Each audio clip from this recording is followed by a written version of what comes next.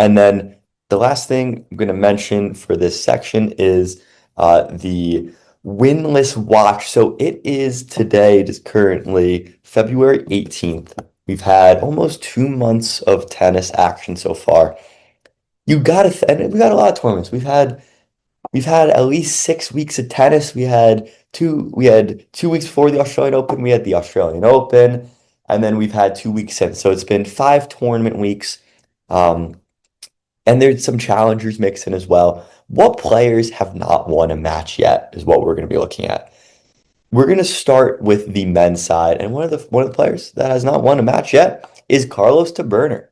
He has only played in 2 matches. He played in the qualifiers in Adelaide, losing to Shevchenko, and then also lost to Lorenzo Sonego in the first round of the Australian Open.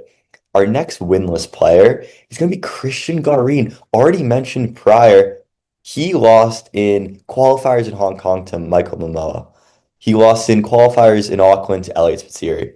First round to Darderi at the Australian Open, and then Tirante on his preferred surface, the clay, in Rio. And then our last winless player is going to be none other than Daniel Altmaier. Now, Altmaier lost in the first round to Kamil Majchuk in Brisbane, lost in the first round to Menard in Adelaide, lost in the first round to Marin Cilic in the Australian Open, and then at Buenos Aires, he lost to Juan Manuel Sereno in the first round when he was seeded and the 5 seed in that tournament, and then just lost to lucky loser Dusan Lajovic in the first round of ATP Rio. Definitely a tough start to the year for Altmaier. 0-5 to start the year.